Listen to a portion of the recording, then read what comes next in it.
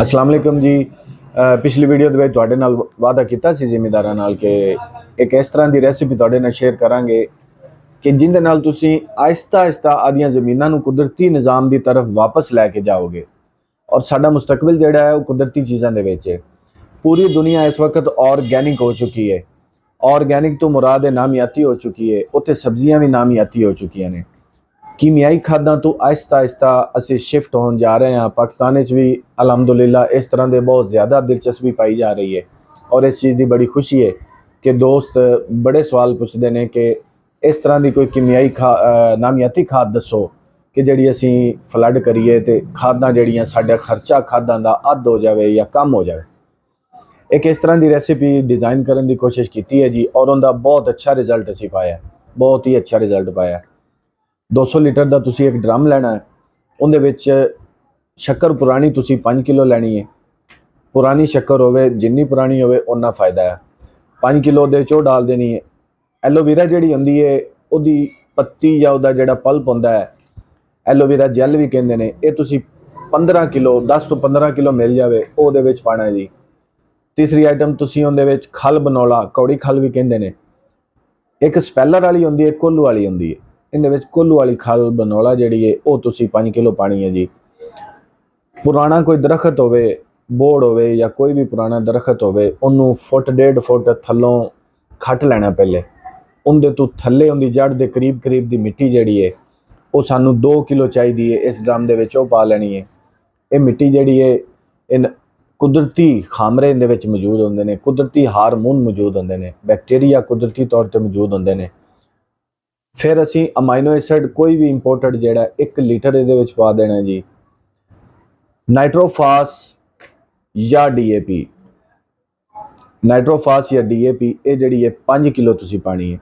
अगर दोनों चीज़ां पा दो 5 किलो DAP 5 किलो नाइट्रोफास ज़्यादा बेहतर है। SOP पोटाश जिहड़ी है ये 5 किलो तुसी पानी है। इस तो बाद यूरिया तुसी 5 किलो पानी है। ये जिहड़ियां कीमियाई खादां इहदे विच पवाईयां ने इस वजह तो पवाईयां ने कि अगर असी मुकम्मल तौर पर रेसिपी नूं नामियाती रखीए तो वह मतलूबा रिजल्ट नहीं मिलता जिहड़ा कि जिमींदार चाहता है। जिमींदार चाहता है कि उन्होंने फौरी रिजल्ट मिले। उस तो बाद तुसी उहदे विच की पाना है कि पानी सिर्फ इन्ना क पाना है कि सिर्फ उहदे तो 4 उंगलां 5 उंगलां ऊपर हो जाए। मकसद है कि इन्हां चीज़ां नूं जस्ट पानी में भिगोना है, थोड़ा जिहा पानी ऊपर हो जाए। इस तो बाद तुसी इहदे च organic waste decomposer, organic waste decomposer है सामने स्क्रीन पर शेयर हो रहा है। ये बेसिकली एक वायल टाइप इंपोर्टेड प्रोडक्ट है। ये जल्दी गला देंदा चीज़ां नूं, गलन सड़न दे विच थोड़ा स्पीड अप कर देंदा। ये तुसी 2 तो 3 बोतलां इहदे विच शामिल कर देनियां ने। ऑर्गैनिक वेस्ट डिकंपोजर इंपोर्टेड होवे तो ज़्यादा अच्छा है। ये सारियां चीज़ां नूं जिहड़ा है तुसी 5 दिन बिल्कुल उन्होंने नहीं छेड़ना, पानी भी मजीद नहीं पाना। इस तरीके नाल ही उहदे विच ऑर्गैनिक वेस्ट डिकंपोजर भी पा दिता, ये सारियां चीज़ां पा दित्तियां, इनू बिल्कुल नहीं छेड़ना। एक ड्रम तुहाडा ये तैयार हो गया।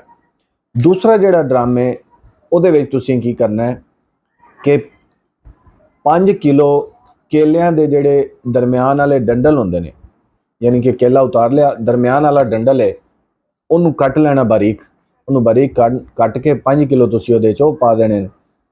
2 किलो बेसन पा देना, 2 किलो बेसन पा देना। एक अलहदा ड्रम तैयार हो जाएगा। और इहदे विच 10 किलो तुसी गुड़ या पुरानी शक्कर 10 किलो तुसी इहदे शामिल कर देनी। ये अलहदा एक ड्रम हो जाएगा। इनू भी इस तरीके नाल पानी भिगो देना। पानी सिर्फ इन्ना क पाना है कि चीज़ां भिज जावन, थोड़ा जिहा पानी ऊपर आ जाए। ये 2 ड्रम तुहाडे कोल तैयार हो गए जी। हुण की करना, 5 दिन इन्हां नूं बिल्कुल नहीं छेड़ना। 15 दिन बाद ये चीज़ां जिहड़ियां ने वो ऊपर झग आना शुरू हो जाएगी। उस तो बाद तुसी उहदे विच मजीद पानी शामिल कर लेना जी।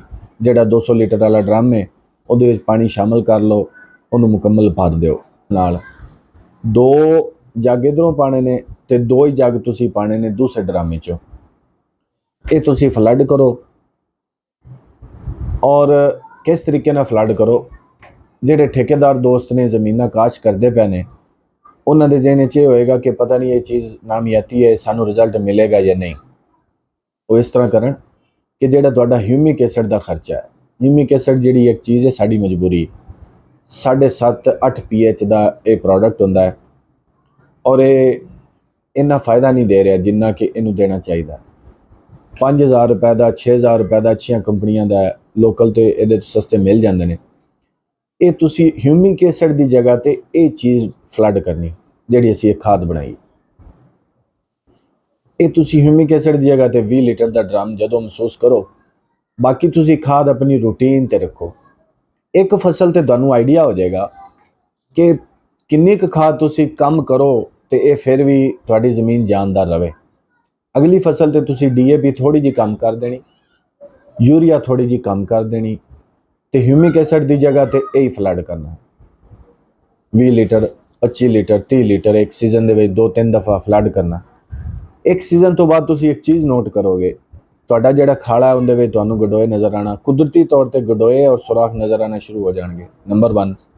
ਨੰਬਰ 2, ਇਹਦੀ ਸਮੈਲ ਇੰਨੀ ਜ਼ਿਆਦਾ ਹੈ ਕਿ ਨਿਓਲਾ ਸੇ ਜਾਂ ਚੂਹਾ ਇਹਦੇ ਲਾਗੇ ਵੀ ਨਹੀਂ ਆਵਣਗੇ, ਤੁਹਾਡੀ ਫਸਲ ਦੇ ਲਾਗੇ ਵੀ ਨਹੀਂ ਆਵਣਗੇ। ਇਹ ਸਭ ਤੋਂ ਬੜਾ ਫਾਇਦਾ। ਤੀਸਰਾ ਫਾਇਦਾ ਇਹ ਹੋਏਗਾ ਕਿ ਜਿਸ ਵਕਤ ਤੁਸੀਂ ਸਾਲ ਡੇਢ 2 ਸਾਲ ਇਹ ਚੀਜ਼ ਇਸਤੇਮਾਲ ਕਰੋਗੇ, ਤੁਹਾਡੀ ਖਾਦ ਤੁਸੀਂ ਨੋਟ ਕਰੋਗੇ ਕਿ ਉਹਦਾ ਬਜਟ ਅੱਧਾ ਹੋ ਗਿਆ। यानी कि DAP अगर तुसी 2 इस्तेमाल करते तो 1 हो गई, यूरिया अगर तुसी 3 इस्तेमाल करते तो 1.5 हो गई। तो 3 साल बाद इंशाअल्लाह अज़्ज़ा वजल तुहाडी जिहड़ी कीमियाई खादां ने वो तकरीबन तीसरा हिस्सा कम हो जानी है। और जिन्हां ज़ाती ज़मीनां ने वो ज़मीन दे विच एक जान महसूस करनगे, ज़मीन दे विच एक पावर महसूस करनगे।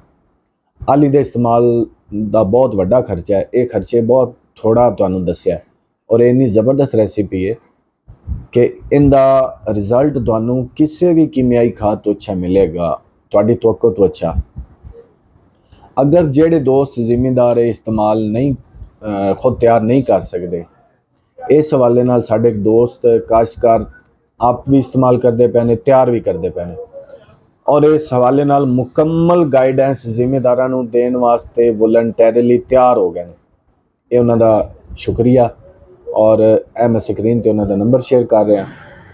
जेडे दोस्तों इनकी मुकम्मल गाइडेंस चाहिए है वो भी इन्होंने रबता करो, इन्होंने को जाके सीखो, इनकी बकायदा ट्रेनिंग लो। अगर तुसी ये चीज़ तैयार चाहिए तो तुहानूं उन्हां कोल मिल जाएगी। नंबर शेयर कर दिता सफदर साहब का, उन्हां कोल मिल जाएगी।